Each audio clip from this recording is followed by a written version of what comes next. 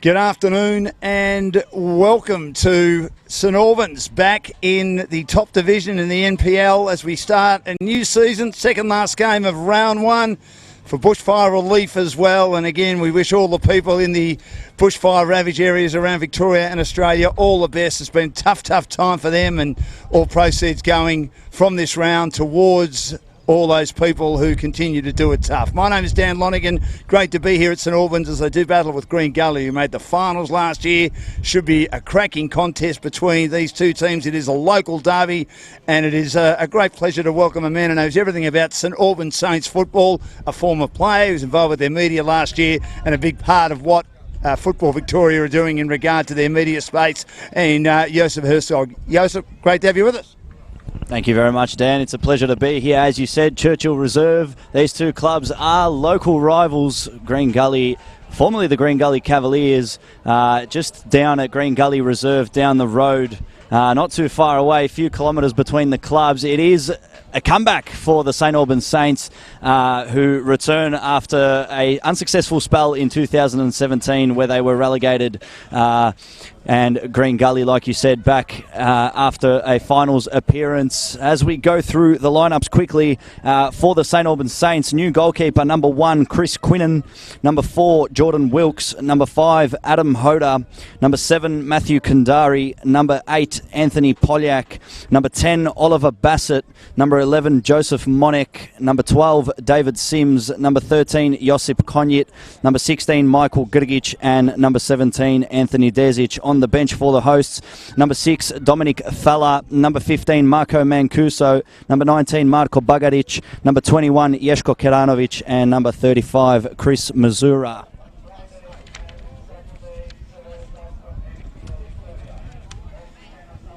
For the visitors, the starting lineup: number 1 in goals, Jared Tyson; number 3, Jordan Lampard; number 4, Jordan Hall; number 5, Daniel Jones; number 7, Jay Davies; number 8, Nicholas Georgopoulos, the rising star of last season; and then goal getter number 9, Alex Salmon; number 17, Adisu Bayu; number 21, Eligan Kifle; number 23, Jonathan Bunis; and captain number 25, Jeremy Walker. On the bench for the visitors, number 2, Lucas Tsiflidis; number 12, Christian Bramora; number 14, Matthew Fletcher; number 16, Waleed Fliffle; and finally, goalkeeper number 22, Aaron Shield. Dan, how do you feel about today? Well, I think St Albans are a chance. They've obviously added to their list. They needed to coming up a division. They're at home. Everyone wants football. Green Gully missing a few key players. You'd have to say they're probably slight favourites, but we're underway. And straight away, defensively, Walker receives, defending at the western end. A high ball down the outer side, left-hand side now, taken by Green Gully, close to the line. They can't control it. It goes over the sideline. And unable to control it is Nick Georgopoulos. And as you mentioned, Josip looking forward to seeing how he goes as the best young player in the competition last year from Pascoe Vale, who of course were one of the two teams demoted down to the next division after a poor year, but he gets his opportunity at St Albans. How do you think he'll go? Well, he's had a fantastic season last year. Scored a couple goals, got a few assists, really showcased his talents as we see another talent, Oliver Bassett, on the ball. Number 10, a new addition for St Albans and Kruni Rajov's men. But it will be very interesting to see how Georgopoulos fits into that midfield. He's playing around Jonathan Bunis and Jay Davies, two very experienced players here in Football Victoria competition, and it'll be very interesting to see. We've got a couple of very big men out there. I mean, John Bunis would be in AFL footy, and I know this is, of course, a much different sport. He'd be a ruckman or a centre-half forward. He's a man mountain, number 23 for Green Gully. He is a monster. It is also interesting to see that with the team selection, there is no Stefan Negro today. There is no T-Boy Kamara or Mamadi Kamara or even Sean Timmins. So there are a few good players that are left unseen, especially here for round one. Now, I haven't heard of any injury news, but we will shortly find out what's been happening there and whether it is just team selection.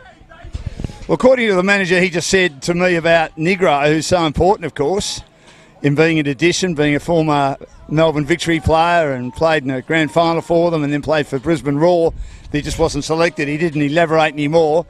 As they get a free kick towards the edge of the area, not controlled all that well by Green Gully, a high ball, under pressure, getting a little header on it is Polyak.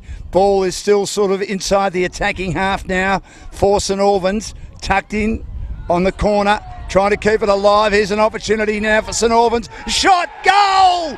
They finished it off. It was set up magnificently by Bassett, and then getting on the end of it in the 6-yard box. St Albans have scored. Joseph in the opening couple of minutes, a volley from inside the box, and they lead 1-0.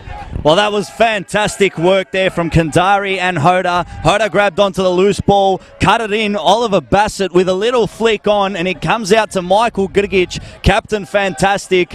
He was the deciding player so many times last season, and he has given St Albans Saints the most perfect start to their return into the top tier of Victorian football. Well, what they did was, on their right-hand side, they just kept the ball alive. They kept it alive, they flicked it in, and they managed to finish off with a goal inside the 6-yard box. Great start, and inside 5 minutes, St Albans on the board, 1-0. Davies will go long, and not very accurately, wildly actually, from Green Gully, and puts it well over the byline.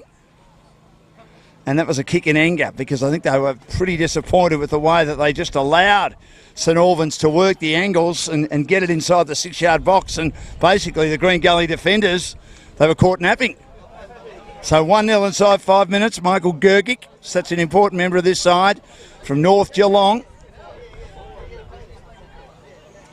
where a lot of good footballers have come from. Gets into the halfway area now, well over the halfway area inside the attacking half for St Albans.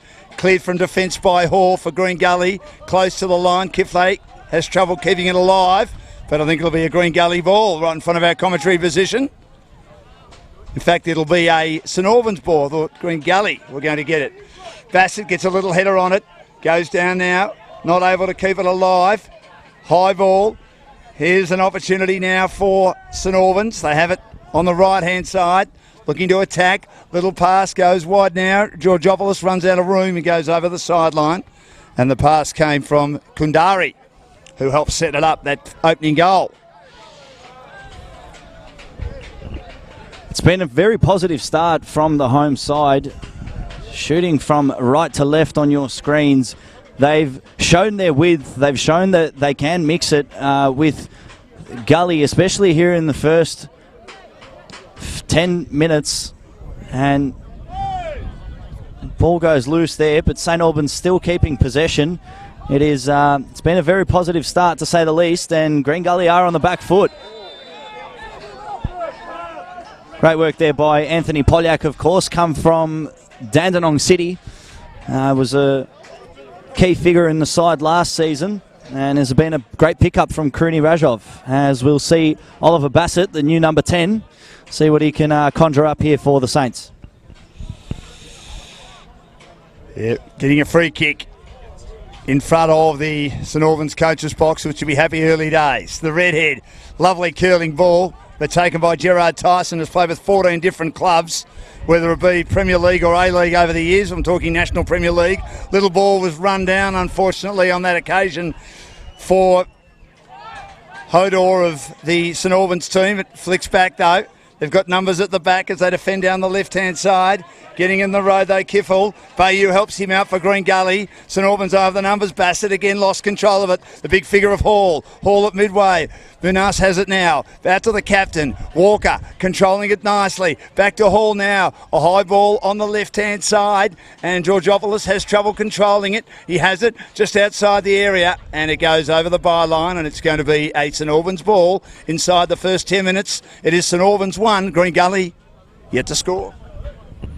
Well, you just see the pressure there from St Albans. They've been all over Gully's first touch here in the first 10 minutes. And just that ball from Jordan Hall, you could tell that was looking for Georgopoulos. And as soon as the ball come to Georgopoulos, it was, I think, David Sims on that right-hand side, the right back for the Saints. He was just straight onto his first touch. Gully have not been able to put a foot onto this game yet. And it's very positive early signs for the Saints. You got a little header on it. Georgopoulos outnumbered again. Kundari goes back to Sims. Hall, the big figure there, standing at the centre back inside the defensive half. Little ball out wide to Bayou on the right-hand side.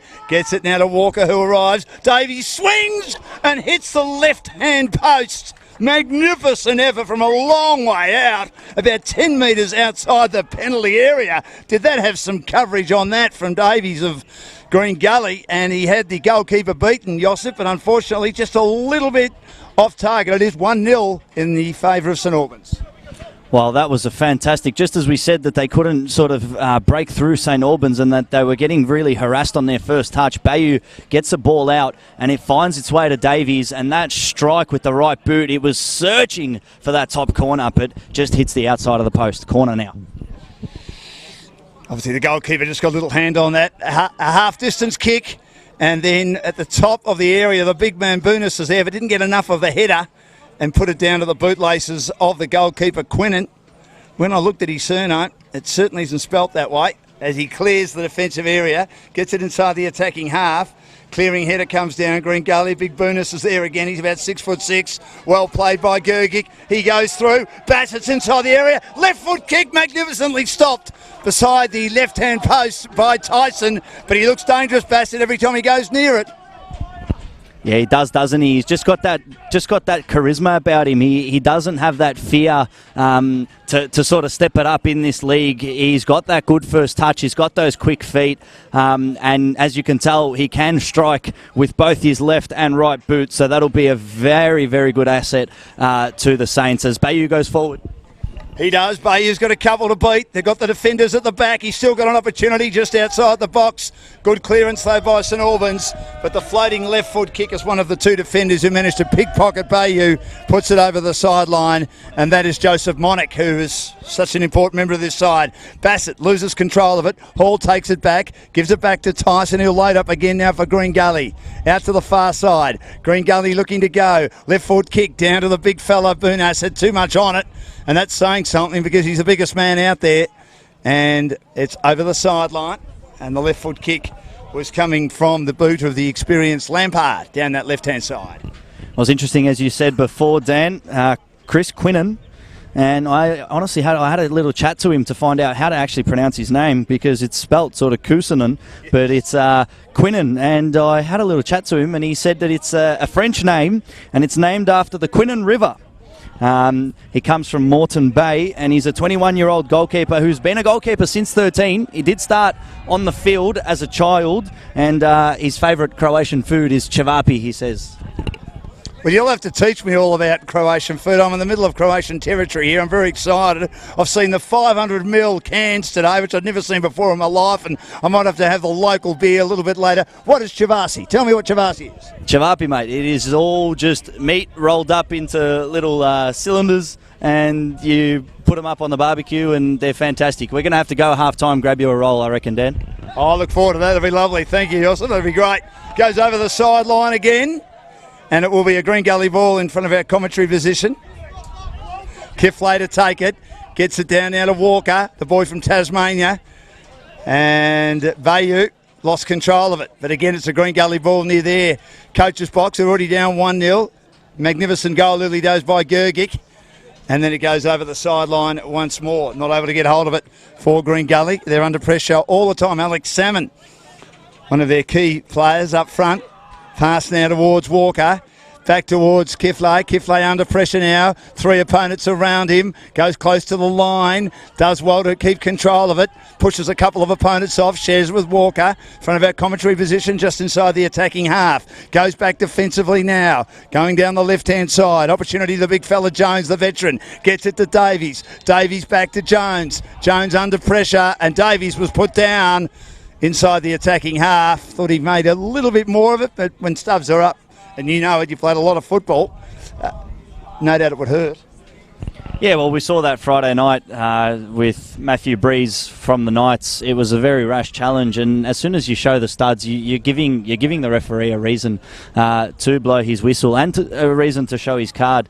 But Anthony Desic there was a bit late, but Jay Davies knows how to use his body very well. Just getting a little pat there from his captain, Jeremy Walker. But the Gully is seeming to take the ascendancy now as this one gets whipped in. Davies high ball towards the right-hand side. Hall is there, the tall man. Gets it down to Bayou. Couldn't control it. And it is over the byline. And it's going to be a goal kick to go to Quinnen of St Albans. So how much recruiting have they had to do in the off-season to ensure that they can compete in the top division, having gone back there after a great year last year? Well, I think the only thing that lacked last season in terms of having a top-tier NPL squad was just strength and fitness, I believe. They were very fit for the NPL 2 standard, as they showed coming back from behind. I believe it was 9 times that they came from behind to actually win a match. So it was absolutely amazing to see the heart and desire in the squad. But they had to get a few players, the likes of Anthony Polyak, the likes of an Ollie Bassett or an Anthony Desic, players who have actually had a bit of experience in the top flight. Of course, Polyak, as I said, with Dandenong City, and Desic played for Dandenong Thunder last season, was also with the Knights in the senior squad there. And then they've recruited also Nathan Liberto, who's an ex-Adelaide United Youth League player. They've got a young lad by the name of Mate Barisic, who I've heard is a 19-year-old striker who's showing some good promise. So it'd be interesting to see how he fits into the squad as Gurgic goes forward. He does. Haulo runs it down, does well and gets support. Good play, Kifley gets it to halfway. Headed away though. Good defence by St Albans at the moment. A lead 1-0. Back down to Jones, and Jones's pass misses the target, the intended target of Lampard. So they turn it over on the far side in front of the big crowd and the social club rooms here at St Albans, who've made a great start in their return to the top flight of the NPL. Opening round of matches. Great to be here. One more match left to complete the opening round for Bushfire Relief. Getting a hurried boot in after this match, I should say, as I think I know what I'm trying to say. Walker gets it down. Georgopoulos receives the volley. Gets it towards midfield. Got a great play on this occasion by Adju. Beats one, beats two, should beat the keeper, but misses to the right-hand side. He beat Monik. And he managed to beat the keeper, but he was going at 100 miles an hour. He couldn't control himself, and he missed to the right-hand side, what should have been a goal, as he had nothing in front of him except the goal mouth, but he wasn't accurate. Should be 1-1, but it's 1-0 St Albans way. Well, Joseph Monek is the type of player that spent a lot of time playing in an attacking role in this squad last season, taking up the left wing position, and just there you can tell just being a little fragile in defence, especially taking that touch that he probably could take as a left winger, but as a left back you have to watch your lines and you have to look over your shoulder. And Adisu Bayu, with his quick feet, got the little touch there, and once I saw Quinnen coming, I thought, I hope he doesn't bring him down now and concede a red card, especially after the fiery start that this game has had. And once Adisu Bayu got around him, I thought, here we go, 1-1, and he just fluffed his lines completely, and the St Albans fans would be happy. I think Bayou's going a little bit too quickly. Davies in front of us now. Bayou's been good, back to Davies, and then it's pushed over the sideline at halfway against Polyak, and it goes back now to Hall. Hall sends it out now towards Jones, the 37-year-old, originally from England. His pass, though, was chopped off at halfway, and it'll go over the sideline. Green Gully win, reward and possession again. 1-0, should have been 1-1 in the opening half to Big Burness. Goes over his head, he couldn't take it.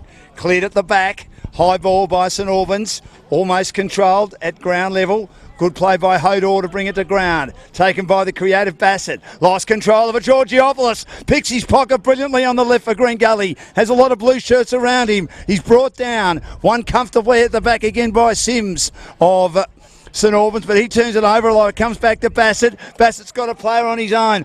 Polyak on the left-hand side has an opponent around him, and Kifley does well to come across his bows, puts it near the sideline, and eventually concedes for Green Gully. Good defence, good contest as they were well inside their attacking half, St Albans, who lead 1-0 inside the first 20 minutes.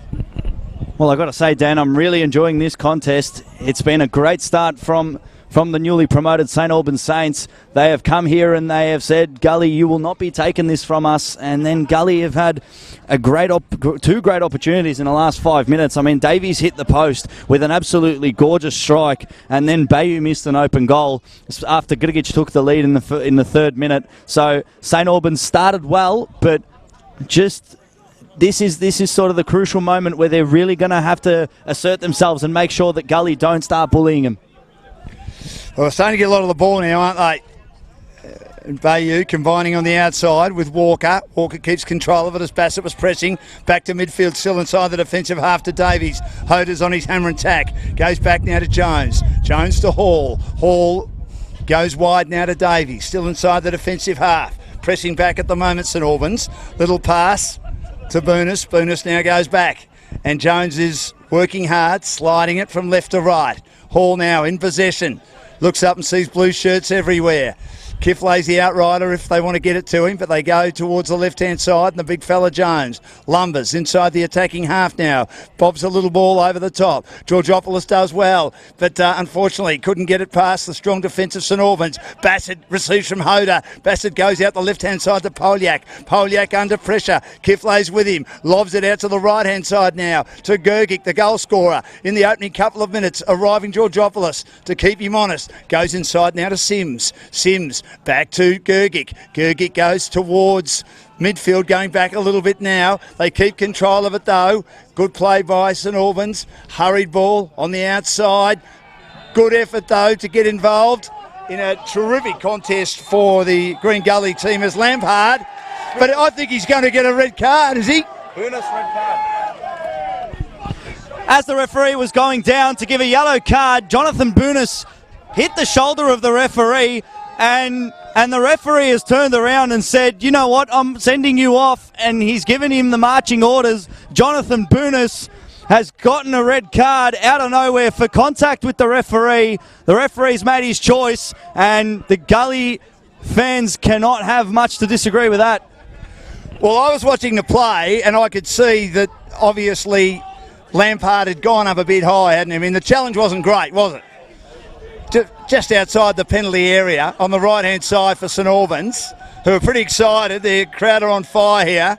So they're down a player already, Green Gully, and the big fella Boonis is so important in the midfield with his height, his creativity and experience, and he's been sent off by a fairly vocal St Albans crowd on both sides of the pitch, in front of us and in front of the social club rooms. Well, as you said, I was looking at sort of the initial yellow card, the challenge, and I was looking at the referee, and as I saw the referee running with the yellow card in his hand, I saw Boonis give him a little tug on the shoulder, and the referee just turns around, picks the other card from the pocket, and gives him a red, sends him off. I don't think I've ever seen anything like that, but I think that's another red card for this round. I think we've seen about 8 red cards in this round. Unbelievable stuff. I wonder why you do that. The free kick wasn't a great one. It's cut off by Walker, who has a couple of opponents putting pressure on him. And then it's over the sideline again, and St Albans will win possession. They've won more than 50% possession so far, and they deserve the position they're in at the moment. And the ball is inside the attacking half. Monik's been good so far, but receiving, doing well as Desic, one of the defenders. Still inside the attacking half. Combines nicely with Hoder. Hoder a little pass towards Grgic at the top of the penalty area. Kicks into bodies. Cleared by Jones now. Tries to find Georgopoulos. Couldn't. Desic gets a little boot in it now for St Albans. Down to Hoder. Hoder running out of room and kicks into the body of Hall.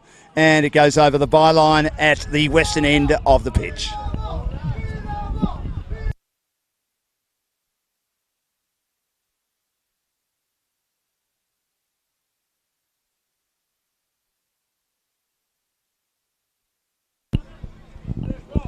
Great opportunity here for St Albans.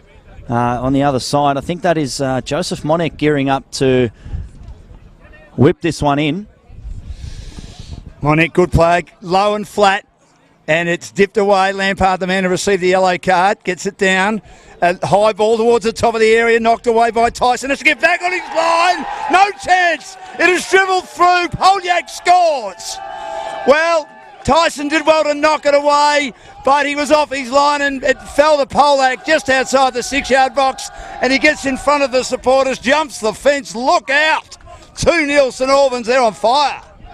Well, 22 minutes played here at Churchill Reserve, and as the ball came out to Anthony Polyak, the ex-Dandenong City winger, saying hello to his loved ones on the camera, on the stream. Fantastic work here from the hosts. They find themselves 2-0 up, and this is probably the upset of the round so far. Bushfire Relief round 1, 2020 NPL Victoria. Dan, how do you see this one unfolding? Oh, well, they've got a lot of work to do, Green Gully. They're down a man now for the rest of the match. Boon us off with a red card. They've conceded 2 goals in the first 20 minutes. They've missed 2 that they probably should have scored.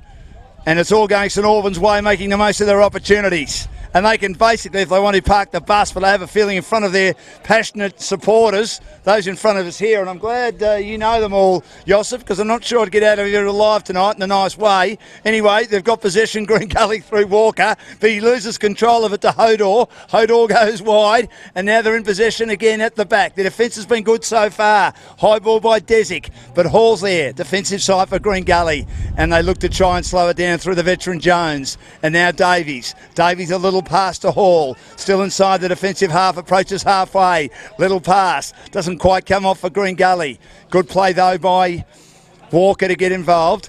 Now it's a loping ball towards the edge of the area. Bayou should have scored before. Does well to keep it alive. It kicks into the body of the goalkeeper Quinnan, who's happy to concede a corner. Also involved there for Green Gully was Alex Salmon. And a substitution for the host, coming on number 6, Dominic Fella, replacing captain number 16, Michael Grgic, who in that whole array of the second goal did come off in quite a bit of pain, and he's sitting there in front of the bench now. He's going to get treatment right away as the corner comes in.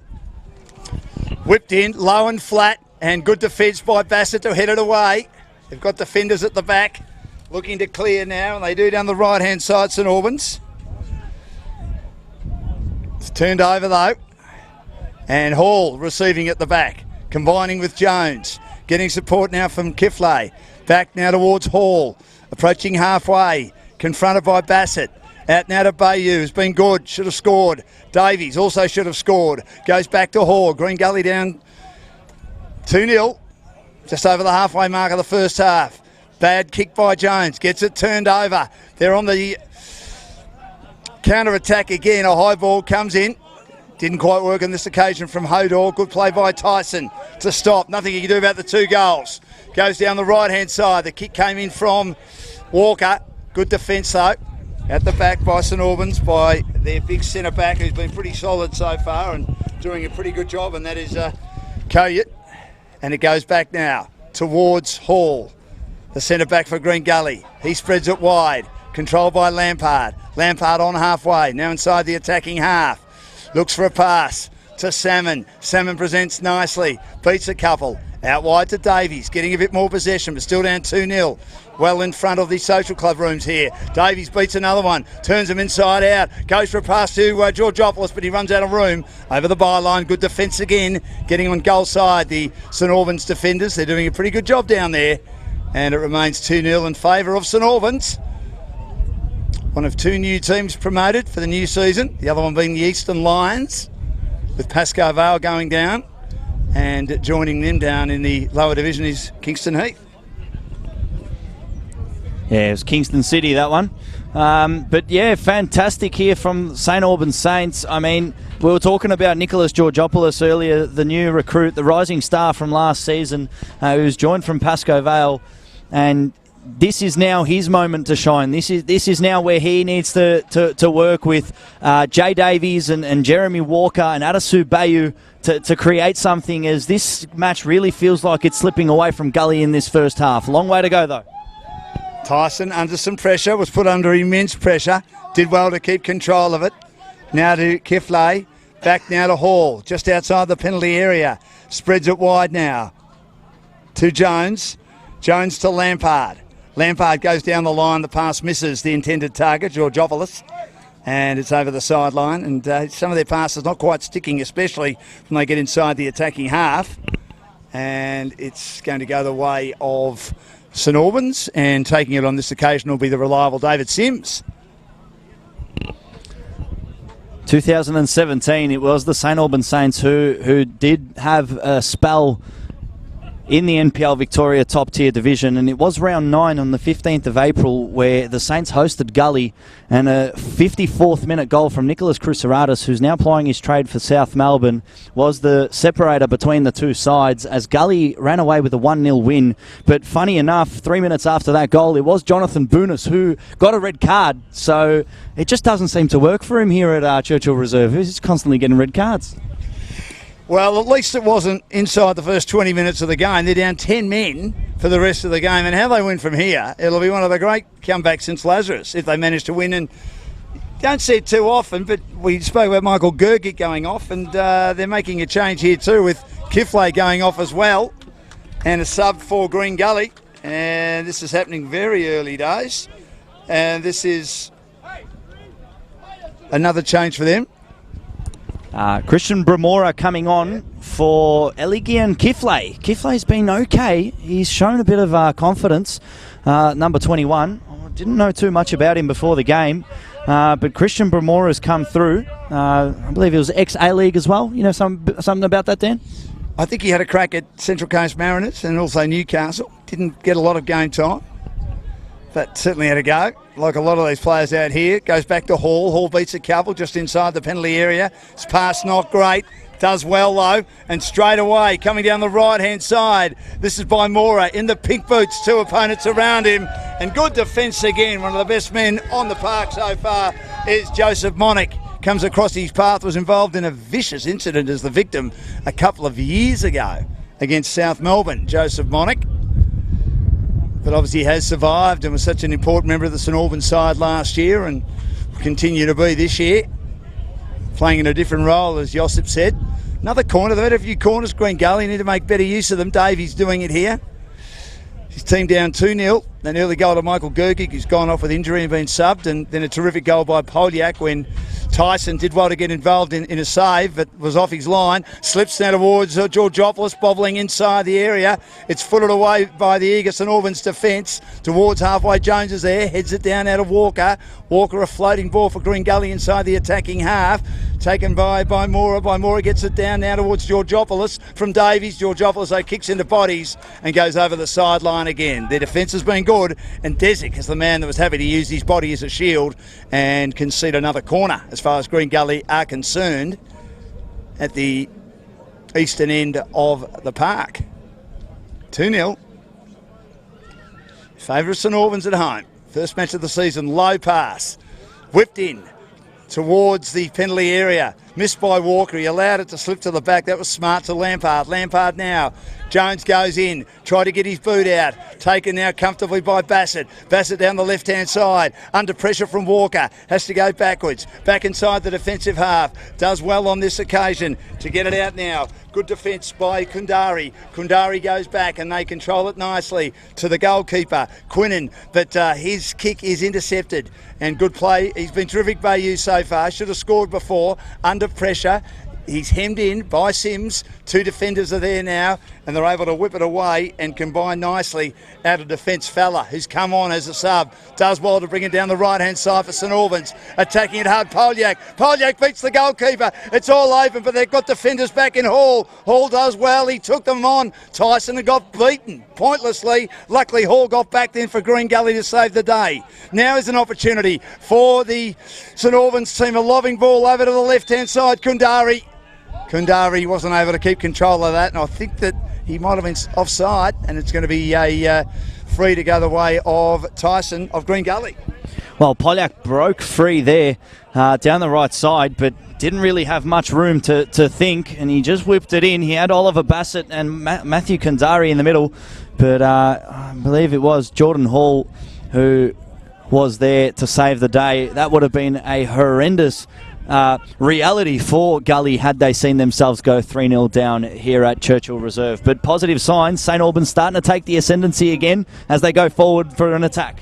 Yes, 11 on 10, of course, with Boonus off on the red card. Hodor's given them plenty of vim and vitality. Gets it to Polyak, one of the goal scorers, tucked in on the right-hand side. Lampard there for company, goes back now to Hodor. Hodor's pass is a good one. He finds his teammate there in Bassett. Bassett goes to midfield, goes back now. They try and control it. Good play to get it down Monic, the left-hand side, but again, unfortunately, he happens to be offside for the second time in a minute. He's not too happy about it, Kundari, but I think it was there, and he wasn't able to get enough ball on that and stay on side. As it's a long ball coming from Tyson, cleared again by the defence, and Desic does a good job to get it down the right-hand side. Yeah, just saw the frustration here on the left side in front of the bench. Karuni Rajov, the head coach of the St Albans Saints, he was just very frustrated there, seeing Kandari get twice into a good position on the left side, the left flank, and twice he was caught offside. He's got to watch his lines. He really has to be careful, because if the St Albans Saints can get a third before half-time, you could well and truly say that this one nearly over. Well, we saw a 3-0 result on Friday, didn't we? Heidelberg against South Melbourne, but it took them most of the match to get that 3-0 result. Hall to Walker. Jones, a lot of urgency now amongst the veterans, and Lampard. Lampard now down the left-hand side, Bayou. Bayou camped on his own. Should have scored before, as we mentioned. Had the goalkeeper Cook. Lobs it towards the penalty area, using his body, but not able to get much on that Salmon. Sits now for Hall well inside the attacking area. He nods it down. Back out to Bayou. Bayou's brought down and will draw the foul against Sims, who's been pretty solid so far in the blue shirt for St Albans, who lead 2-0. Remembering that they're down 10 men, Green Gully, with the red card, the tug. Stupid, really, by Boonus, and he'll think back and think, why did he do it? After his teammate was going to get a yellow card for a poor challenge, and did, Lampard. Yeah, well, for those of you who didn't join us within the first 10 to 15 minutes, it was Michael Grgic who did open up the scoring in the third minute with a fantastic strike, assisted by Oliver Bassett, St Albans' new number 10. And then in the next 10 minutes, Davies struck the post and Bayou missed an open goal as this one goes in. It's whipped in. Good play by the goalkeeper right on the 6-yard box as it was dipping. He parries it away. The defence does well to bring it down the right-hand side. Monic again tries to turn his opponent inside out. Davies have had a ding-dong battle. Polyak arrives. Bassett's been good on the ball. Gets it back to midfield. Sims is there again. Gets it out wide. St Albans doing well. High ball. Just keeping it in. Big crowd on the outer side where the ball is at the moment. Controlled by Polyak, but he slips over. Bassett does well and tried to get it to Polyak, who overruns it. Now Davies wins it back for Green Gully, just outside the penalty area. Jones will lob it. Nice ball. Good play by Mora, who's on as a sub. Down now to Walker and Hall and Jones, sharing it. Just taking their time to bring it out of defence. Lampard down the left-hand side, camped well inside the attacking half on the left-hand side. Bayou, high ball to Salmon, trying to volley it down. Georgopoulos kicks into bodies, ricochets back to Bayou. Bayou kicks into bodies again. Good defence by St Albans. Thrusting a boot at it is Jones and slips down now to Walker. Walker, a nice pass, trying to construct something for Georgopoulos. Gets it out wide now to Bymora. Bymora's been good since coming on. Little pass now to Salmon, but Salmon, unfortunately, has it turned over and it's put over the sideline by Monic, who's been outstanding inside that penalty area so far. 2-0 St Albans. 35 minutes played. We are in the final 10 minutes of this first half. It's really been a three-piece half. St Albans out of the blocks early. Fantastic pressure and pace. And then Green Gully started to control the ball a bit more, started to sort of dictate in a way. And then that massive red card for Jonathan Boonus in the 18th minute has given St Albans a second life, a second bite at the cherry, and they have taken that within their stride, finding a 2-0 lead. So Hall will go long and high. They need a big figure of Cognac down there for St Albans, but it clears him.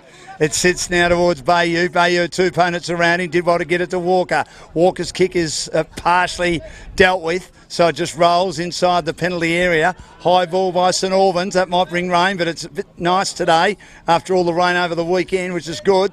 Not good for the local cricketers, though. Jones thrusts his boot at it, but it'll be cleared down the far side now. Opportunity for Kundari. Kundari under some pressure. Does well to manage to elude by Mora. Now it's a Bassett who cuts inside. Bassett out to the right-hand side. He's got a teammate on his own. He shoots, but he clears the crossbar by a long, long way, and it wasn't a good effort by Polyak in the end down the right-hand side. Well, Bassett got the ball, played it out to Polyak and realised a bit of space just on the outside of the box and was calling for the ball back. But Polyak, feeling confident after getting the first, tried his luck, but Bassett showing his frustrations. He wanted that ball back as Gully go forward. Here's a chance for Georgopoulos, but again, it's knocked over the sideline. Monic has been terrific so far. But it will be a Green Gully ball. And they'll take it very close towards the corner kick, but it's going to be a throw back into play. Well into attack. He just loops this one. I reckon he's misthrown that one. It's headed away by St Albans, but down to Walker, who's been busy. Kicks into the body of Bassett, who concedes it. 2-0 inside the last 10 minutes of the first half. St Albans way. Goals to Gergic and Polyak. Davies back now to Walker. Walker has it turned over. Kundari working hard in defence. And his left foot kicked off the side of the boot. And taken now by Walker. Walker again. Little pass to Davies. Back to Walker. Hemmed in. Running out of room near the byline. Does well. No, it was over. It was over. No doubt it was over. He just couldn't quite control it, as it was very good defence by the St Albans players. They hemmed him in and then they went right back in the heart of the penalty area and the box to make it tough for him to square it up, and then he ran out of room. So great atmosphere here at St Albans to kick off the season. A local derby, Green Gully and St Albans, back in the top flight of the NPL. Oh, player brought down. Monic saying Stubbs up against Salmon. And he yelled out, writhing in agony. He'll be all right in a minute. And it'll be taken by Conyett. Long ball from Conyett over the top, looking for Kundari. Kundari on the left boot, puts it inside for Hoda. Can Hoda get a touch on the left? No, it's Domfella. Domfella can't convert, as someone's in agony there in the box. Yes. Might have got one where it hurts, or was it just slightly higher? Yeah, maybe just slightly higher, or was it where it hurts? Well, either way it hurts, I reckon. I reckon it hurts, certainly if it's low, and we've got to stop laughing about that. I mean, it is shocking. But we do laugh about it for some reason, Jordan. We get perverse pleasure when the old fella is, particularly on the sporting field, whether it be with a cricket ball, with a soccer ball, with any sort of ball. Well, he looks in a bit of pain. It's uncomfortable, but just having a look, it does give Kruni Rajov an opportunity to just settle his players down, say, look, we've got the 2-0 lead. Let's just get this one to half-time, replace the fluids, sit down for a minute or two, and just regroup and attack this again from the second half. Yeah, Jordan Hall is the player, getting a bit of treatment over the sideline. It's going to be a ball for St Albans inside the attacking half. Fella lobs it. Has it turned over by Moore, also came on as a sub. Davies is put down. And the foul goes against Fella in the pink boots. Looking resplendent in those pink boots, Dom Fella. I read where he's a remedial massage therapist, Dom Fella. I think. I know his brother is, but I'm not sure about him. Well, maybe I was reading about his brother. But it seemed to say Dom Fella. So They could. They could both be. They could both be. They could. Long ball inside the attacking half. Bayou controls it. Does well from Hall, who's made a good recovery. Has to go back though. Lampard to Jones. Well inside the defensive half, and elects to go again and change direction. Slides at the Hall, who's been good. Lobbing ball, but it's 1-on-4. Trying to control it, bring it down Salmon to Bayou. Bayou now outside the penalty area. Good passing on that occasion by Mora to Davies. Is there handball? There's handball. It was lobbed inside the penalty area, and the Green Gully boys are saying, what about it, ref? The ref said, yes, I'll agree with you, boys. What do you think, Gossip? Well, it was interesting to see. The ball was sort of lobbed into the area, as you said, and it did seem from here that it struck the hand, but we can't really argue with the ref. He's confident with his decision, so it is a penalty, and it is a lifeline for the visitors. Alex Salmon, man who doesn't regularly miss, up against Chris Quinnen. Where's this one going to go? My pick is Alex Salmon's going to go bottom left. Well, he's a Golden Boot winner on 2 occasions with Inglewood in the state competition in WA. Played a lot of football overseas, Alex Salmon. This to make it 2-1 on the stroke of half-time, and he puts it in the left-hand corner.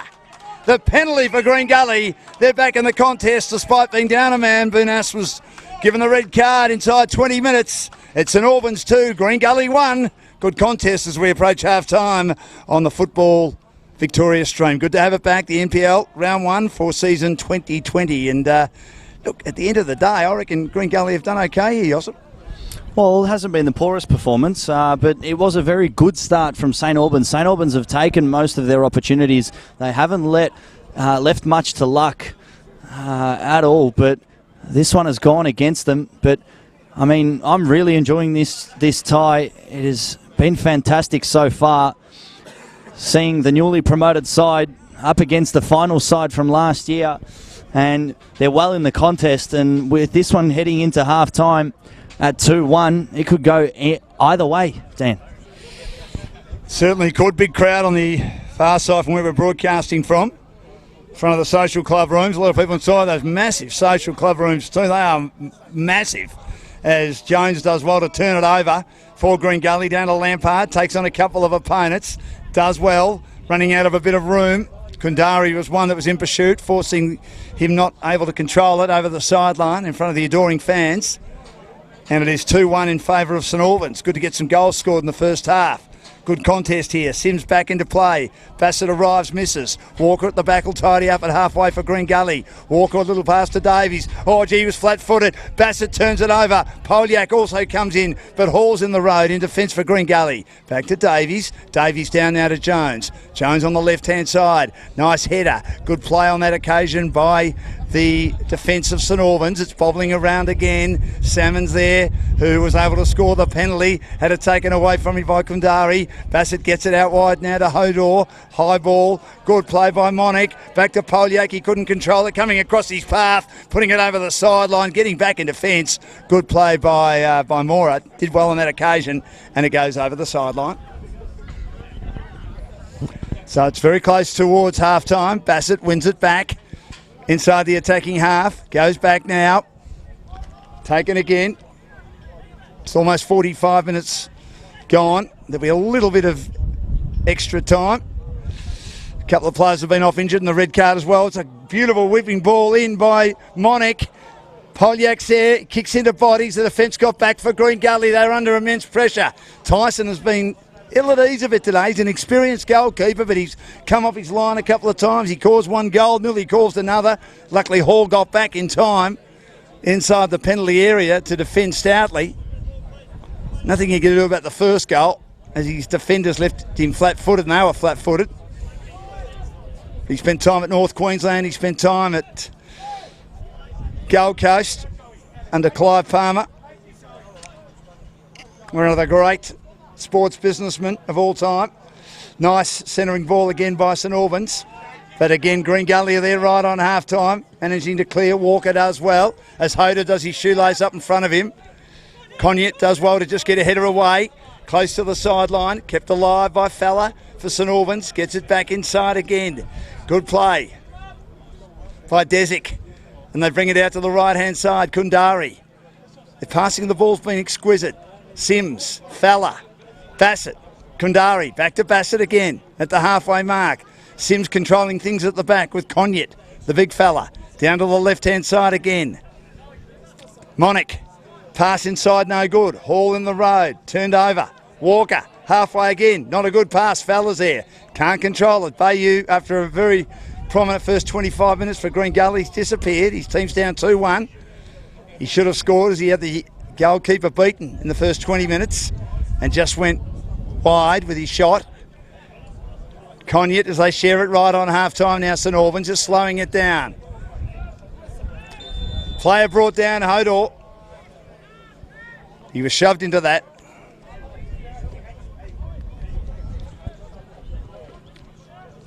Right on half-time. The defence has been pretty good from St Albans so far, Josip. I think they'd be quite impressed with what they've achieved as they get players who are tall to sort of get on the edge of the penalty area, maybe for one last chance right on half-time.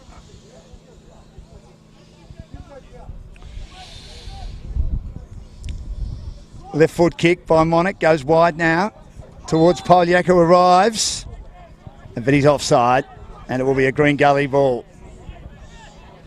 So players in slow motion a bit, waiting for half-time, but we've had a few extra minutes because of the red card, a couple of injuries as well, a couple of first-half substitutions, which you don't see too often.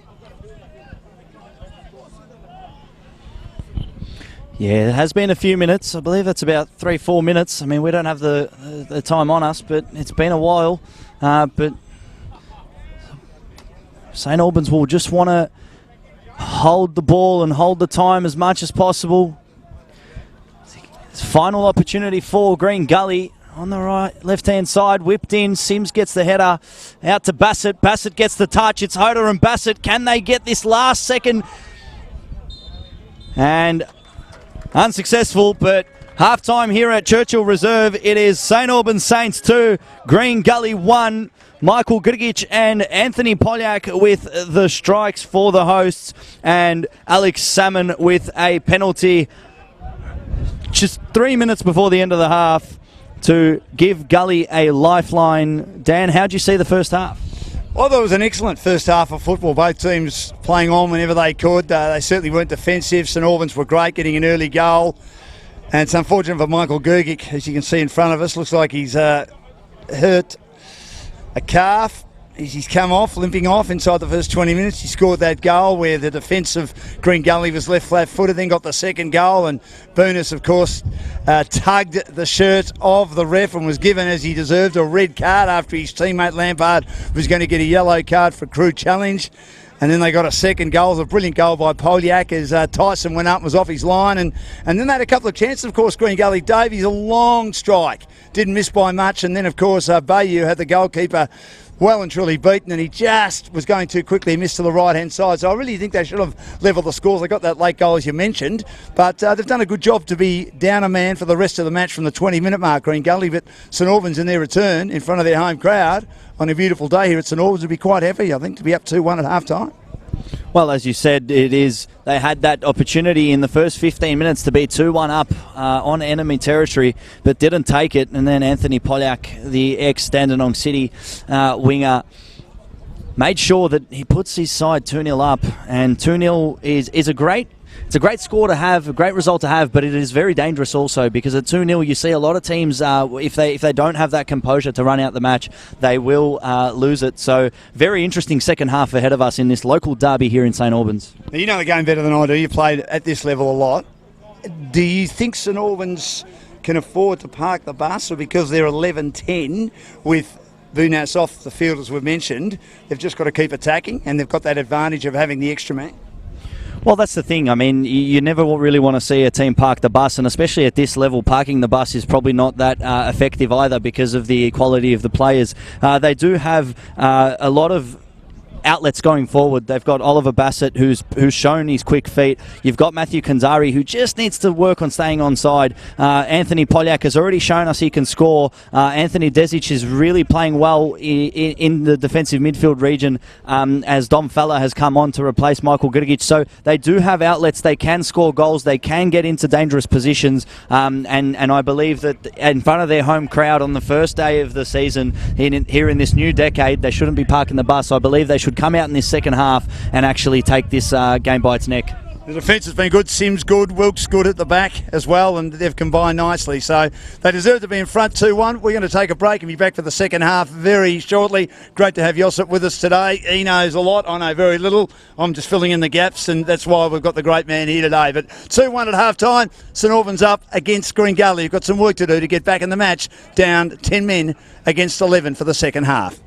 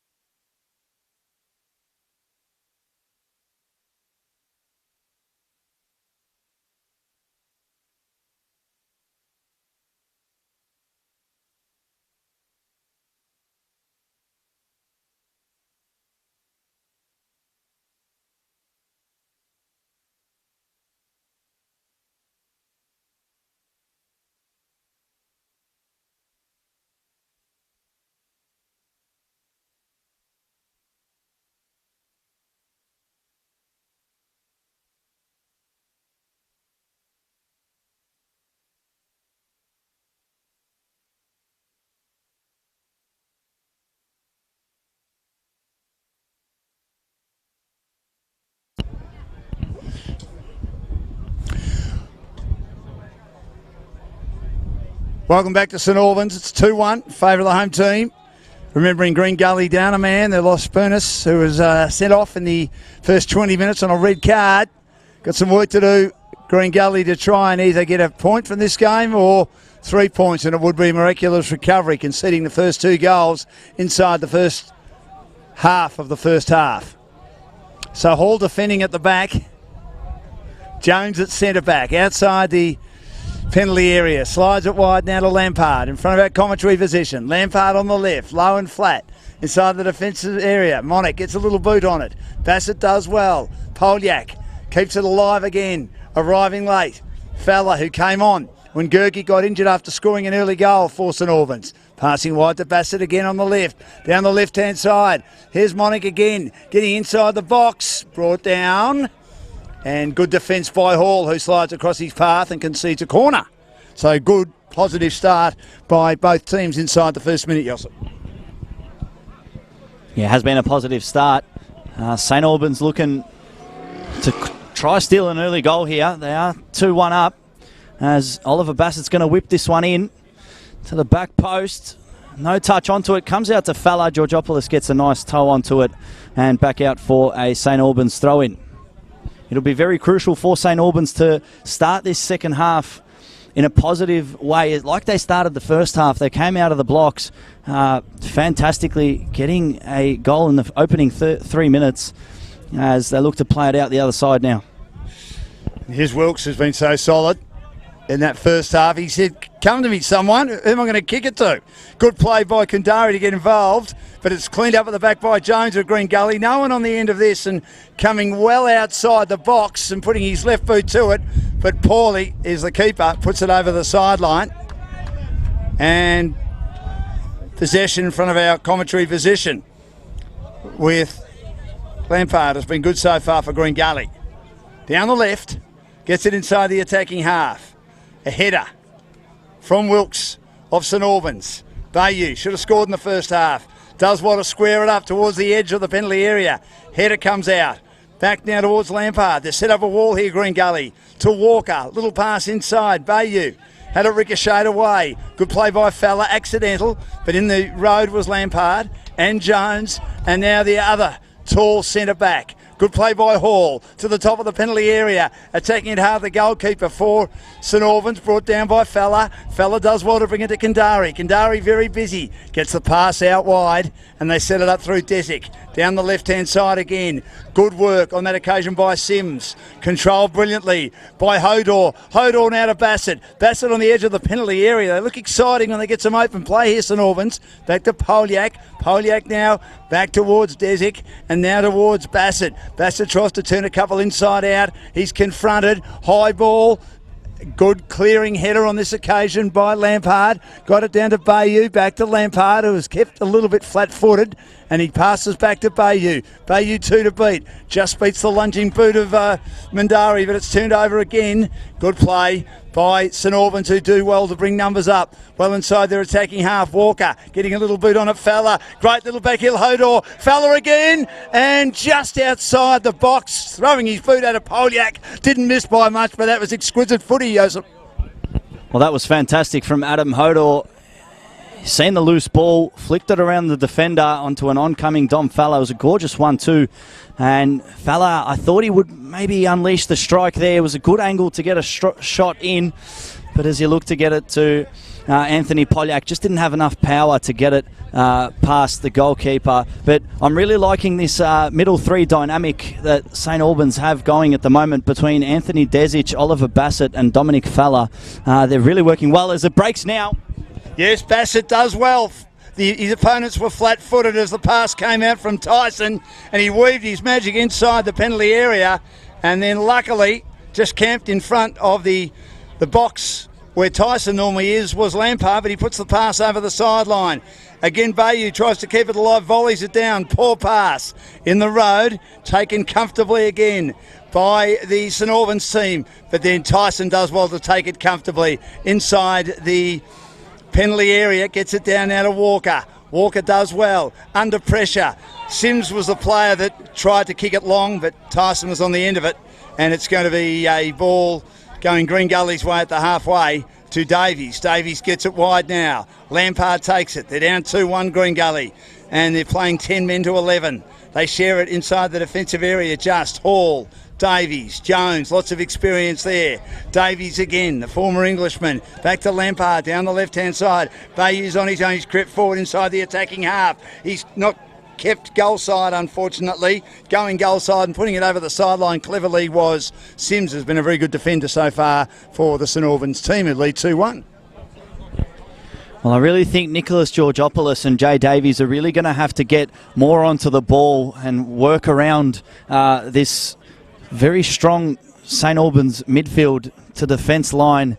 You're really going to need to see Alex Salmon get into the game a bit more, because they're really not creating anything at the moment. It's been all St Albans this second half in front of their home fans, and this one goes out for a throw-in right in front of us here, the commentary tower, the new commentary tower that's been put up by the club prior to the kick-off of this season. As those of you watching at home, with the light pole right in front of us, that is the new lights that have come up here at Churchill Reserve, hence the change of kick-off time to 5 p.m. Last year it was at 3 p.m, this year it's at 5, so once we get into the winter months, St Albans will be playing at home under lights, which is quite exciting. Will it be cold or warm? I don't think it'll be as cold as Hume City down at Broadmeadows Valley Park. There are always cold nights there, but we love some NPL winter football.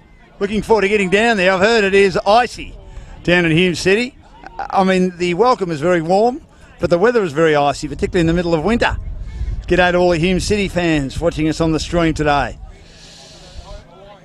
And thanks to Josip for making it possible for our new commentary box to be put in. He has all the people eating out of his hand here at St Albans, being in charge of media last year, one of the great men, Josip Herzog, part of our commentary team on the stream on Football Victoria, sharing it at the back, Jones. Thanks to everyone for laughing as well. I'm not a comedian, obviously. Here's Hall, back now to Jones. They just can't get anything forward at the moment, as St Albans have done well to flag back, get their numbers inside the defensive area. Davies' pass almost didn't find the target of Lampard in front of our commentary position. And, of course, the big light tower, as Josip mentioned. Walker sharing with Jones at the back, the captain Walker from Ulverston in Tasmania. Charges his way through. He's played 30 A-League games. Turns Bassett inside out. Good pass. Good play by Salmon on the ball. Now to Georgopoulos. As you say, he needs to do a bit more. Josip. Polak does well as his opponent was flat-footed, and he stormed through. Puts it over the sideline at halfway. In fact, I think that Green Gully might have touched it last, with St Albans leading 2-1.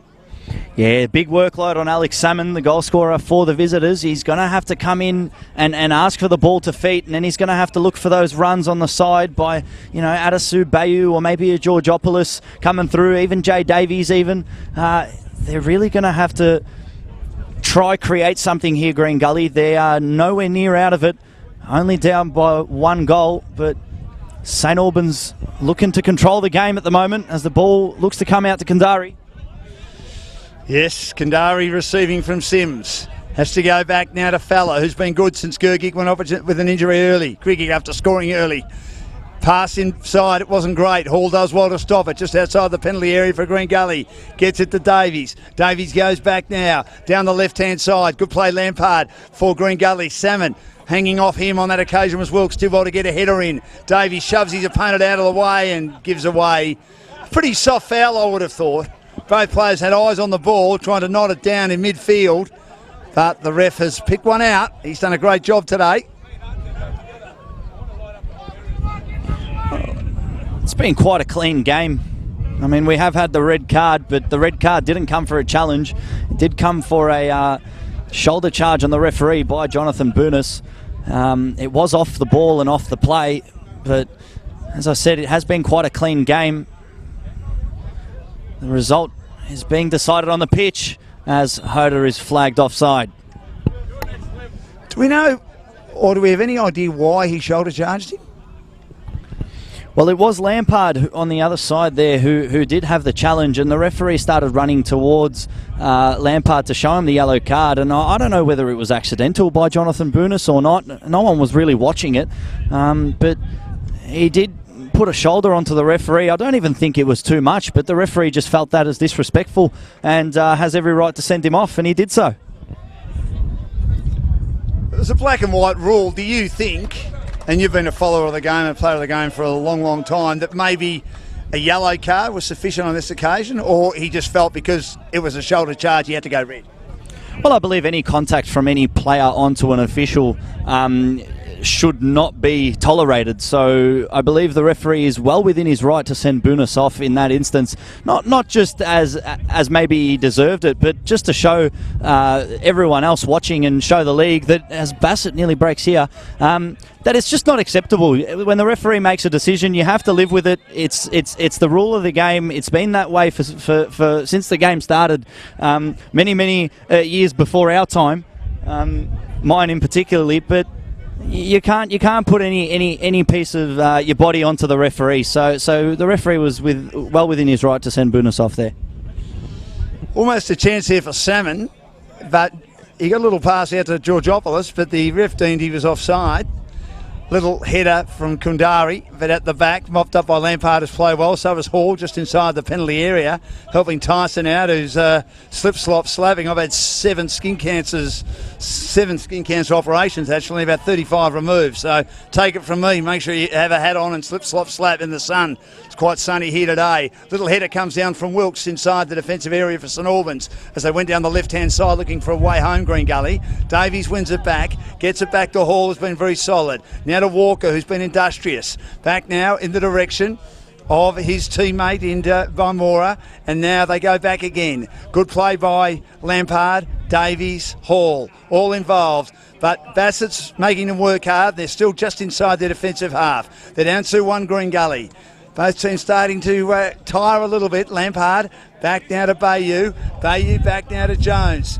Again, good pressure applied by Hodor. Now leaving the penalty area is Tyson. A little bit of footwork from him, and he finds Lampard again, who's stopping and starting with his team down 2-1 Green Gully. Well, I did want to ask you, Dan, how are you feeling with your health and everything that's happened to you in this NPL Victoria off-season? Because I believe there has been a lot. Well, there's been a lot with my face in regard to, I've had 9 lots of skin cancers done, Josip, over the last 3 years or so, and I again had some done 2 weeks ago, and I was broadcasting some sport last week on social media, another job I've got, and they all call me Rick McCosker because I have my face completely bandaged. If I could be as courageous as the great Rick McCosker when he was swathed in bandages in the 77th centenary test, I'd be more than happy. But look, I'm feeling a lot better now. It's an all clean bill of health for me at the moment, but you just never know when the next lot are going to bob up, unfortunately. Well, good to see you're alive and well, Dan, and with us here for a new decade of NPL Victoria football. So it's fantastic to see that you're with us here, Dan, and thank you very much for joining our commentary team. It is a pleasure to be here, guys. We did kick off this NPL Victoria broadcast last season from round 2 onwards. Wasn't quite ready for round 1, but round 2 it was alive and well, and it carried through the season, and we're glad to be back. St Albans on the charge. Well, I joined in May, and it's been a great pleasure being here. I did most of the women's matches and absolutely loved it. So a couple of men's games, which was great, but the women's comp's a great comp. 2 teams, of course, leaving that comp, but it should be fascinating again how that goes. It gets underway in a couple of weeks, but we've got a terrific men's match in progress here as Hall has it, and he looks for a way through. A long loping ball, but at the back they got numbers against St Albans. Sims getting back, remembering they've got one extra man on the field, taken by Salmon. He does well. Long way out though, he tries for the long strike, 10 metres out from the penalty area. It floats away to the right hand side and misses comfortably. 2-1 lead St Albans.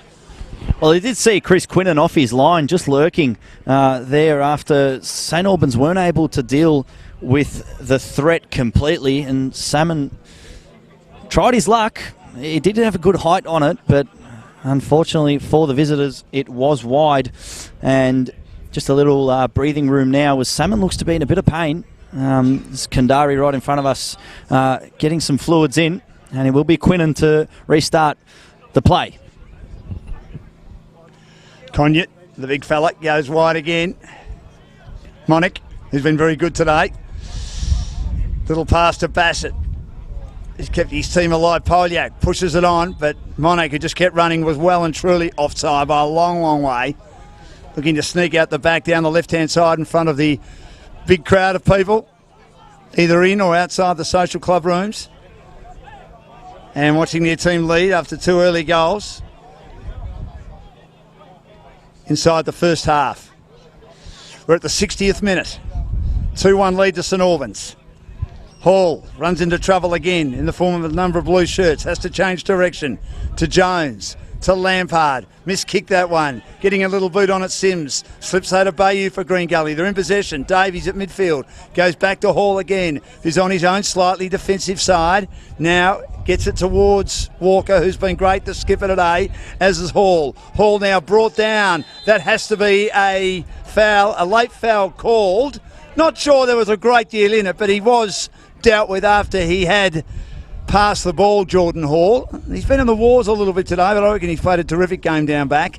There's one time where Tyson left his mark and was horribly exposed, and it looked like it was going to be 3-0, and he got back in time. Just as St Albans were charging down that right-hand side, looking to score their 3rd goal in the first half an hour towards the western end here at St Albans. At the back, Conyett gets a hurry boot to ball to the halfway mark for St Albans inside their attacking half. Jones with a nice little header, down to Walker, down to Hall. Bassett's there again like a little terrier, always putting pressure on, forces a poor pass from Hall, turnover to Polyak. Polyak down the left-hand side, Hall's there, cuts inside, shoots, but misses by a long way. Well over the crossbar, but great play by Polyak again of the St Albans team elite 2-1.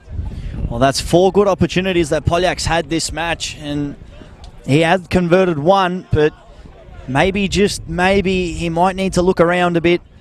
Once again, Ollie Bassett showing his frustrations.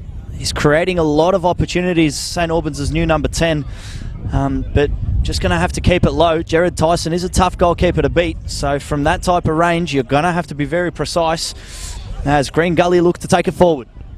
By Moore might have accidentally got some handball there as he fell to ground, but the foul not given. Anyway, they win possession again, Green Gully at halfway. They're just breaking down when they're getting inside their attacking half because St Albans are getting their numbers back and having the extra player.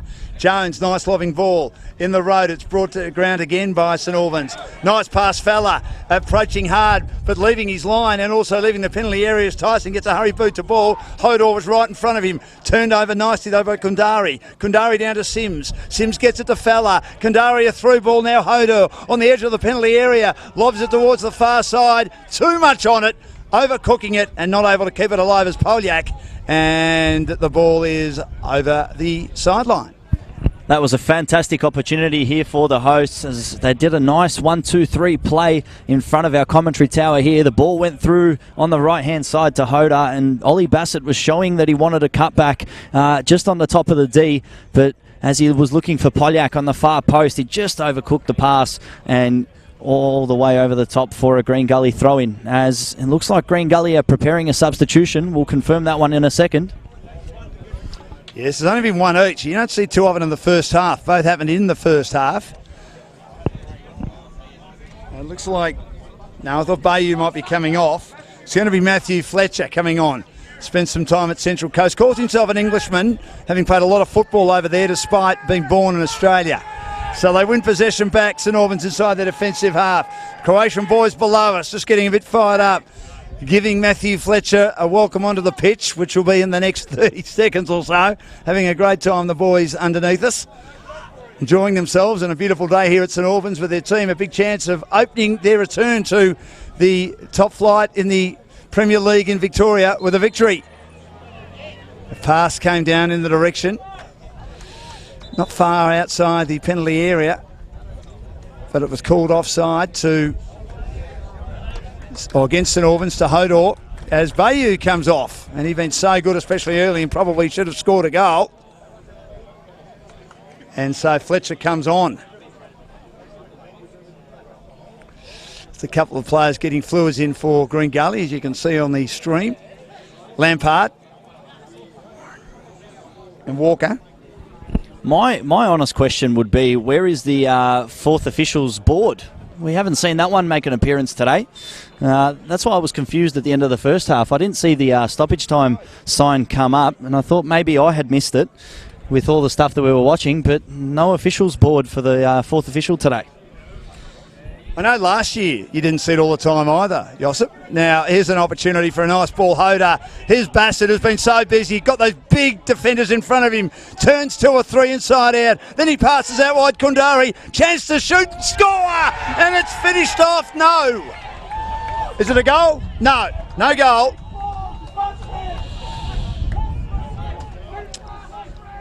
Has it been called offside? Yeah, so the ball came out. Ollie Bassett took 3 players on, played it out to Kundari. Kundari took maybe 3 touches, probably too many. And an oncoming Anthony Polyak did get the ball into the back of the net, but the assistant referee there says offside as Matthew Fletcher gives his first piece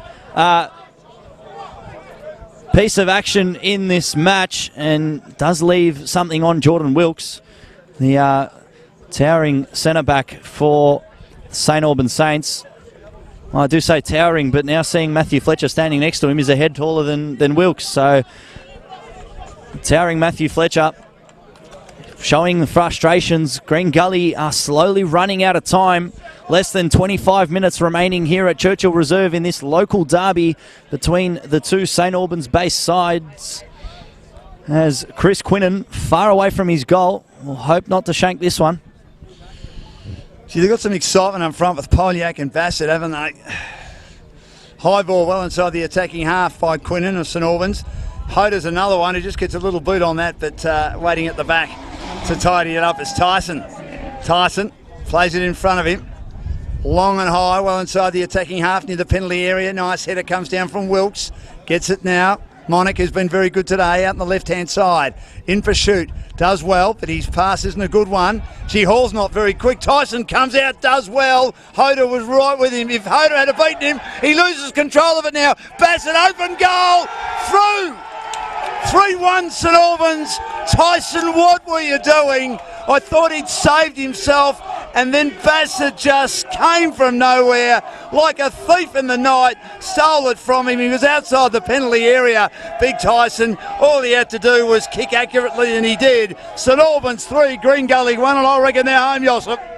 Well, Jared Tyson, what are you thinking? I mean, he's got the ball. He got away from that. The first opportunity where it looked like it was going to get away from him, and then he held the ball, and he didn't know what to do with it.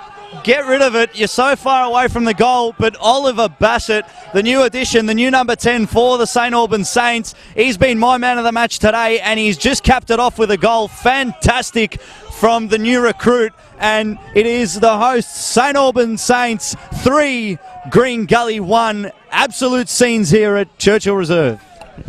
Player of that experience, 14 clubs, been on an A-League list, often as a reserve keeper.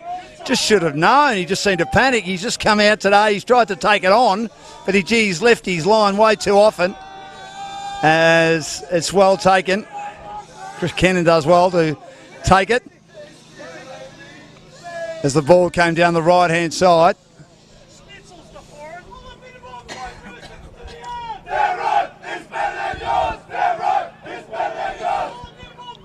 You need to explain to me all the hollering and the chanting and the different chants that they're using. And am I allowed to ask you, when they say shush, is that when little kids run by?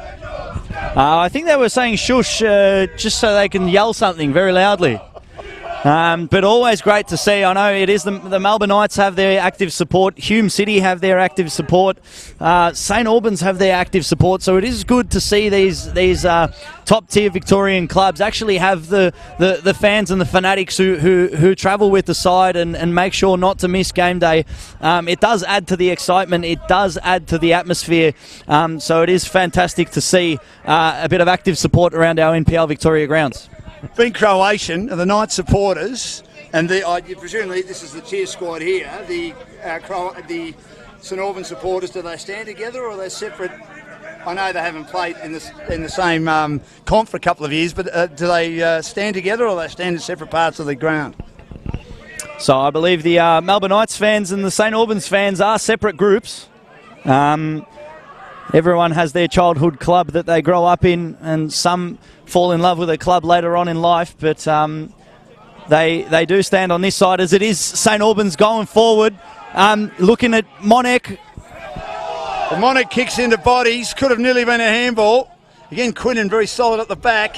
And turned over by Hodor again. He was almost held up by Lampard. He's inside the penalty area, looking to take on Jones. Kicks into the body of Jones. Then he lobs it again. But on the right-hand side, there is the custodian, Tyson. Much better work. What was he doing? There's going to be a change, I think, or a free. Because he threw that out then.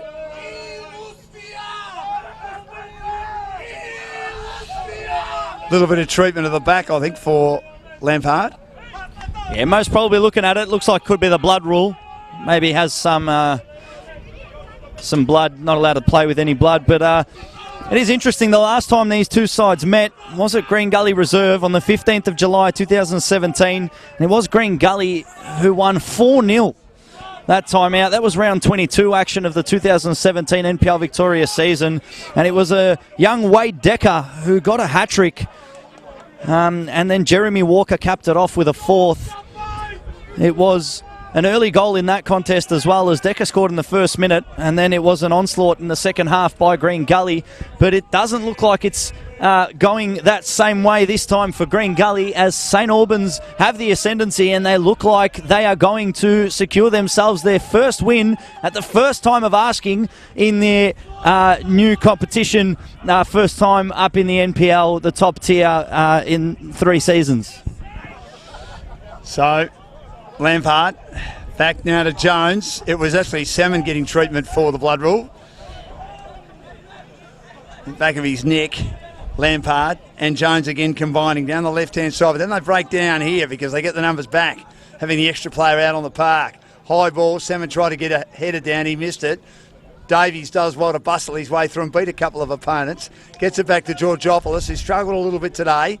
The young player of the year last year, playing for Pascoe Vale, got relegated in the off-season. Davies has it turned over. Here's a chance now to charge his way through the middle. This is magnificent play by Desic. Gets it out wide to Bassett, the Will-o'-the-Wisp, who scored before. Opponents around him. He's held up by Hall. Good enough to get it back now. Taken by Poliak in front of the social club rooms. Goes back again. And Monik, who's been superb today. Conyip does well. Back now to Wilkes, who's been Mr. Reliable at the back with a lot of players. Fella. Big Conyip again, the big fella. He controls it again. Out to the left-hand side. Monik, who's been superb in a new role, as Josip said. Has a couple of opponents around him, goes inside to Bassett, keeps going, controls it inside the penalty area, runs out of room. Good defence though by Lampard, arriving late Poliak, and then it's pushed over the sideline by the urgent and under pressure Green Gully defence, who trail 3-1. As the singing continues underneath us. Poliak controlling it again, hemmed in on the left-hand side, gets inside the edge of the penalty area, towards the top of the box. It's now 4-1. It's finished off magnificently by Kundari. Magnificent play by Poliak. He just worked his way through. He was able to put the puzzle together, beat the big defenders who weren't quick enough to get him. And in between the penalty area and the 6-yard box, he finds Kundari, who scores. St Albans 4 and disappointing Green Gully 1. Well, I was saying it earlier, Anthony Poliak, he had a few opportunities himself, maybe even a bit selfish at times, taking a few opportunities, but this time around he was looking for a teammate, and did he find him? Matthew Kundari, one of the players that played here last time when these two sides faced in 2017, and that time it wasn't great for the St Albans Saints, but this time around, I can't believe what I'm seeing, Dan. I can't believe that this is the result that is. It is St Albans Saints 4, Green Gully 1. Well, the biggest upset of the opening round, I would have thought. You mentioned Green Gully missing a few players. If they had have all been in the team today, how much of a difference would have it made? And do you think if they had 11 players out there, do you think it would have made much of a difference as well, considering they've been down 10 since the 20-minute mark? As they go forward again, cleared at the back by Hall, taken by Lampard. Yeah, just to answer that question, I feel like one of the big missing pieces is Stefan Negro, but I don't know whether he's injured or maybe just not quite match fit at the moment. to play. Great take there by Chris Quinnen. And then you've got T-Boy Kamara as well, who's a great asset out wide. I don't think they're missing as much as maybe the extra man that St Albans have. There was a big spell there in the first half where Green Gully were really starting to take ascendancy onto the match after St Albans had a 1-0 lead. But the man down, St Albans have really exploited Green Gully. Jay Davies and Nicholas Georgopoulos in the midfield, they just have not been able to control the ball. And Anthony Desic, Dominic Fella and Oliver Bassett, I mean, they have not just shown, but they have outclassed in this tie. And they have this lead, and it is absolutely well deserved by the hosts. Yes, can they get another one? Still enough time for that, Wilkes. Back to his goalkeeper, Quinnen, who's done a good job. And his left foot pass over is a stray over the sideline. Walker, working hard. There's going to be a change here. And Cusco coming on for the St Albans team. It'll be their second sub. Hall. Working hard, Fletcher. Lampard, Hall again. Gets away from Hodar, and again it's fraught with danger by leaving your home, which of course is the penalty area, to foot it away instead of take it by hand. It hasn't worked for Tyson today. He's let 4 in, the veteran goalkeeper. 14 clubs in total he's played at, whether they be in the NPL or the NSL or the A-League, over a long career, Jared Tyson. Often the reserve keeper in a number of A-League teams. Didn't get the opportunity to play too many A-League matches, but at least was on the playing list, learning his trade. Jones, Walker, coming across his path, turning it over cleverly. Desic, but getting it back. Lampard, Davies. Hall, back to Davies. You're right, hasn't had enough support in midfield. Goes down towards the left-hand side, Fletcher. It's a big man. Opposed to Kandari, he's played well. Fletcher under pressure. Trying to control the ball now. Needs to pass to Georgopoulos, who's been well outplayed today. Fella's done a great job since coming on for the injured Grigic. Gets a little pass back inside the defensive half, and it's 4-1 in favour of St Albans, who are going to have a great win here at Churchill Reserve to kick off the season in fine style. Well, I'm just interested to see who Marco Mancuso is going to come on for. Of course, he was a part of the Joey's squad, so he's had some international experience, as that's late from Desic. And we're about to find out. Desic gets a yellow card. We're about to find out who Marco Mancuso comes on for. I think it might even be Ollie Bassett, maybe?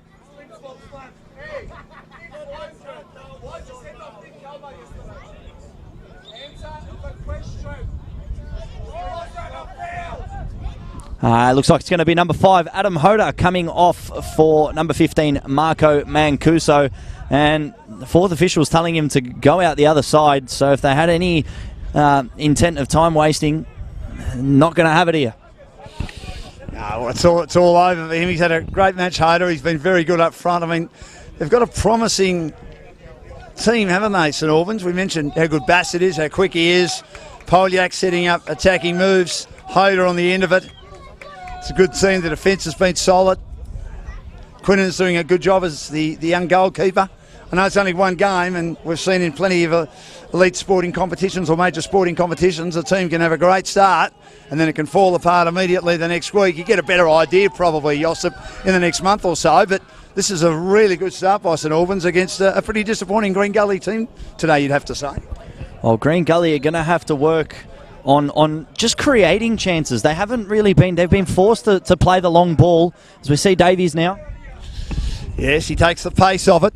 The defenders are there, but it slips to the back to Jones. His left boot doesn't go very far. He reckons that his opponent may have been handball in Wilkes as he kicked into him, and he asked the question. It's going to be a corner ball anyway.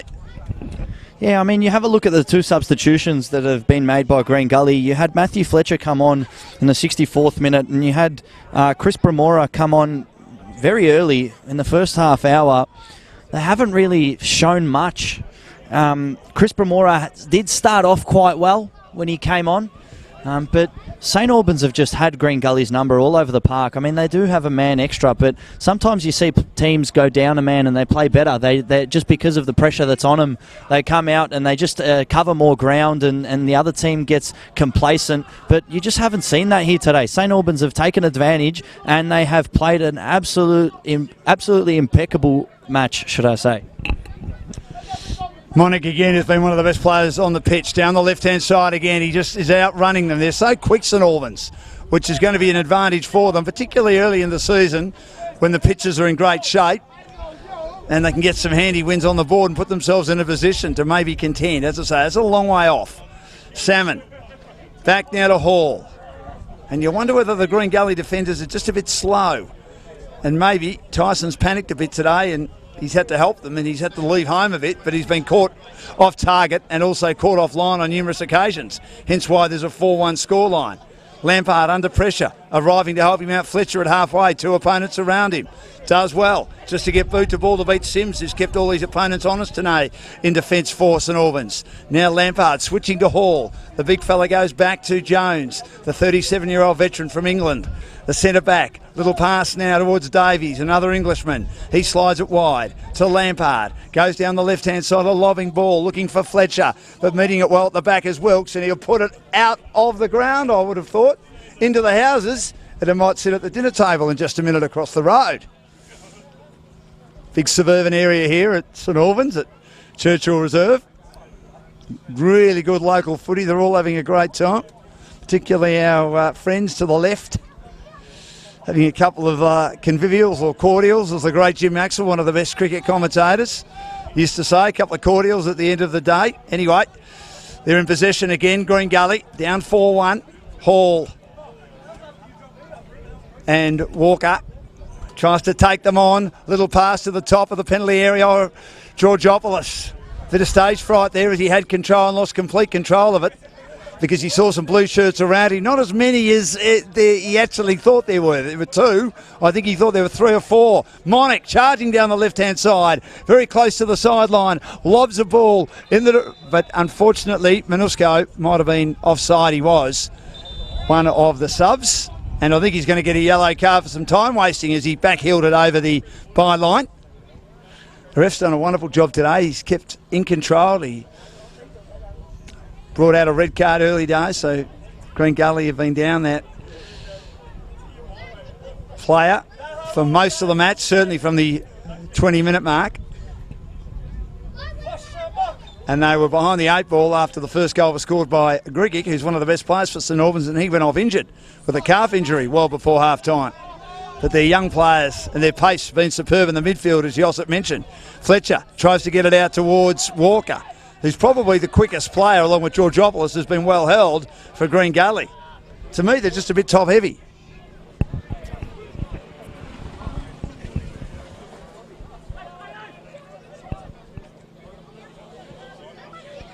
Looking to create something here. It's Fletcher. Hasn't shown much since he's come on. Georgopoulos. Green Gully, they're going to need, if they're going to get a goal, they're going to need to get one on. It's with Polyak. Looking for Minusco. He's down that left-hand side, coming across his path. Lampard, he does well, though, to get a boot to ball, but there's no one on the end of it. Tyson is there. He'll pass it out wide now to Lampard. I should say Jones was the player Minusco was on. Lampard on the left gets it now to Georgopoulos, but getting in the road. Good play. Kundari. Bassett's there. The big man Hall. A little bit of holding of the shirt. Another yellow card given. The ref's given a lot of those today. And it's going to be another foul going the way inside the attacking half of the team in blue, St Albans. What sort of crowd have we had, Yoss? It hasn't been too bad. Obviously, when they play the Knights here at home and they play the Thunder here at home, or the City, I should say, at home, Hume City, it'll be a bigger crowd, but not a bad crowd, I would have thought, considering it's a local derby, Green Gully just down the road. Well, they're good numbers here. I mean, it's a 5 p.m. kickoff as St Albans look to make their 3rd and final substitution. It will be Marko Bagaric coming on. But yeah, it's been a good turnout. away from the camera, there are a few people on this side as well. Probably about 100 people on this side as well, from what you can see. And then there are a few people up on the Gold Members box up there on that balcony. But I wouldn't be able to put a number on it. I'm horrible with these things. But it's a healthy crowd, and if St Albans can get a fifth here, it'll be a party at Churchill Reserve. Well, Bassett allows his teammate to take it, and, Conyett has absolutely miskicked that one. Sailing harmlessly and aimlessly over the goal mouth and over the crossbar, missed by a country mile. Tried to kick it a bit too hard, I would have thought. So another substitution about to occur. Bagaric about to come on. So it's number 19, Marko Bagaric, coming on for number 10, Oliver Bassett. And Oliver Bassett, if you didn't know his name prior to this match, you do now. In my eyes, the man of the match for the St Albans. He's been absolutely everywhere, controlling the midfield. Well-deserved number 10. And he's really, really showed up here in front of his new home crowd. Warm round of applause for him too, the redhead from Northern Ireland. Hall, Jones. Green Gully will lick their wounds, but there's still another 26 weeks to go, so don't worry too much. But already the goal difference a slight concern after round one. They're down 4-1. It's a nice ball. Walker had got out the back down the right-hand side, tried to volley it, and he kicks into bodies. He gets it back again. Gets a little boot to ball. Is there a handball for the second time? There's going to be another handball against St Albans, just on the edge of the penalty area. I think it might be Don Fella. It was obviously accidental, but I could see that it ricocheted off his arm or off his hand. I think it's there, Josip. Well, it's not often you see two penalties given, especially for two handballs in one match for one team. But Alex Salmon, last time he went left, now he's up against Chris Quinnen again. Dan, will he go left or will he choose right this time? I think he might go right this time. Quinnen's right in the heart of the goals. See if he can score, and he does. He goes left, so that proves how much I know. And Quinnen went left, didn't miss it by too much. So Salmon finishes with 2, but really, that's the only way they've looked like scoring after they missed those 2 gilt-edge chances early days through Davies, which was ricocheted by a pretty good effort by Quinnen to just get his hand on it, and it hit the left-hand goalpost. And then, obviously, who was replacing the second half debut, had beaten the goalie, Quinnen, and unfortunately for him, he wasn't able to be on target when all he had to do was score accurately inside the penalty area. Anyway, it's 4-2, and both goals penalties. Handball for Green Gully. Can they get another one here? Polyak for St Albans, but turns it over. Camped on the edge of the penalty area. Been good today, Lampard. Been very reliable in defence for Green Gully. Down now to Fletcher, who's urgently needed the run. He looks a bit rusty. Under pressure. He's not goal side. Goes back now to Walker. Walker back to Fletcher, who is now goal side. Just on the edge of the penalty area. Had a lot of blue shirts around him. Worry him out of it. Fella does well. Kundari puts the head down, backside up. Passes out to the left-hand side. Good ball on this occasion. Nice through ball. Minusko, but had it turned over at the back by Hall. And he finds his teammate. And they keep control of it.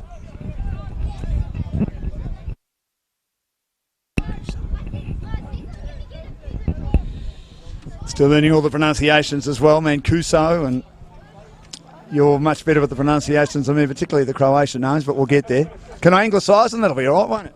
Oh, you can do whatever you want. You're the one with the microphone. Mancuso giving them some run down that left-hand side. The players look like they can't wait for that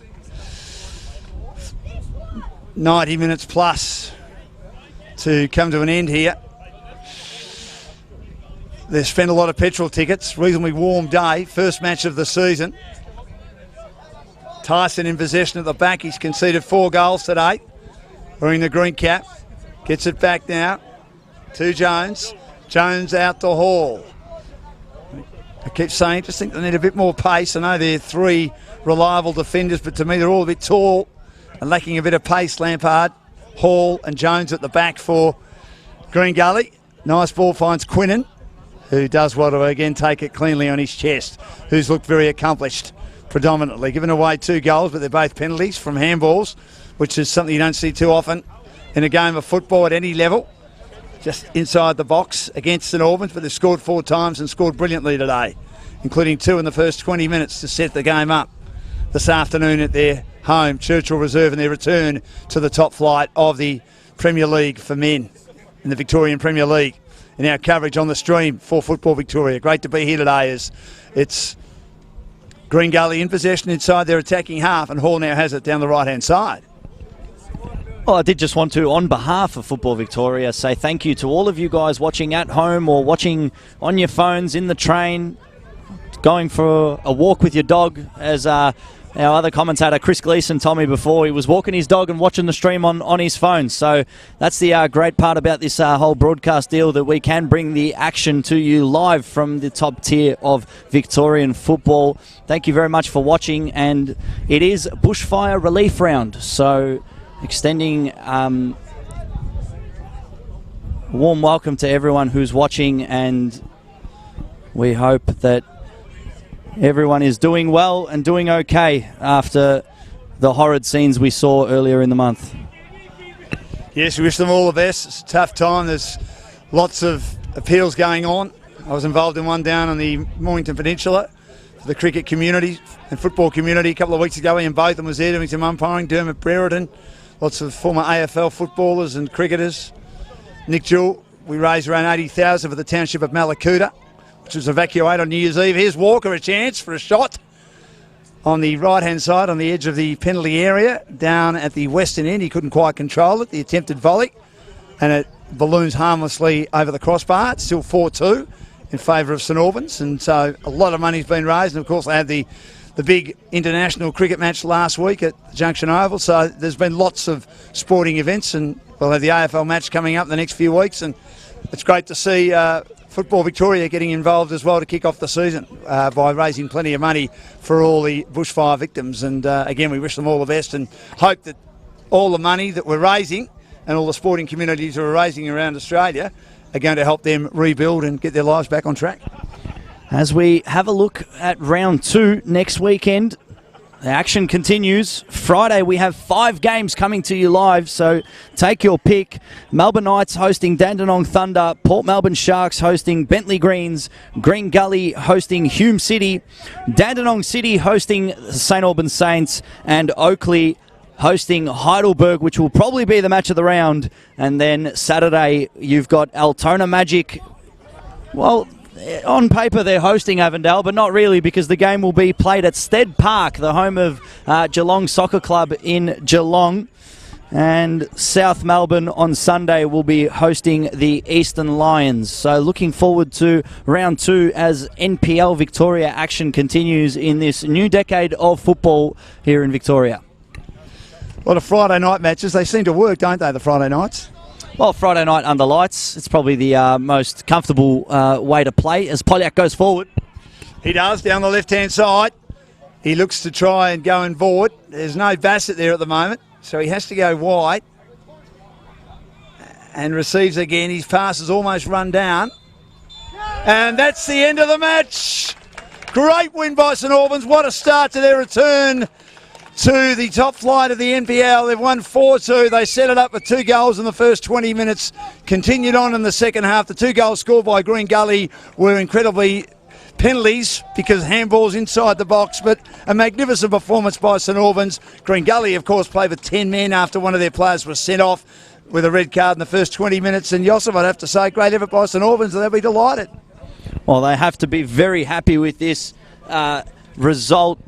I don't think anyone in this pitch or anyone in this precinct would have guessed it, or anyone even watching at home. But as you did say, it was Michael Grgic in the 3rd minute who got things started as St Albans Saints had a fantastic start to the match. Then Green Gully sort of started taking the ascendancy, started controlling the balls. Jay Davies hit the post. Adasu Bayu missed an open goal, and then a couple minutes later, Jordan Lampard got a yellow card. And as he went to get a yellow card, Jonathan Boonis was shown a red card for putting some type of bodily part on the referee, which is never really acceptable. It looked like a shrug on the shoulder. And then Anthony Polyak gave St Albans Saints a 2-0 lead in the 21st minute. The half ended with Alex Salmon converting a penalty, and it was 2-1. And then Ollie Bassett, after Jared Tyson had a horrid moment as a goalkeeper. He was standing near the middle of the pitch by himself, not knowing where to pass the ball, and Ollie Bassett came from behind, took one touch and found the back of the net from over 35 yards out. And then 5 or 6 minutes later, Matthew Kandari put the cherry on top, got a fourth one. That made it 4-1. And then in unordinary fashion, we did see Alex Salmon score another one from the spot as St Albans come up to their faithful fans right here next to our commentary tower. But as you said, Dan, the result is what counts at the end of the day, and it is St Albans Saints 4, Green Gully 2. Great start to the season by the newly promoted side. My name is Josip Herzog, and it's been an absolute pleasure joining you, Dan, in commentary here today. Last words. Well, we'll be back next week. We can't wait. And of course, they get an opportunity to take on another Croatian team, I suppose, or a team with a background from Croatia in Dandenong City, and that'll be at Dandenong City next week. And Green Gully are at home, so they'll love to get their season back on track, but a bit disappointing today, and of course down 10 men to 11 for a large portion of the match. St Albans just a bit quick, and they'll certainly have a lot of teams looking over their shoulders that would have seen this match today and hopefully watching it on the stream.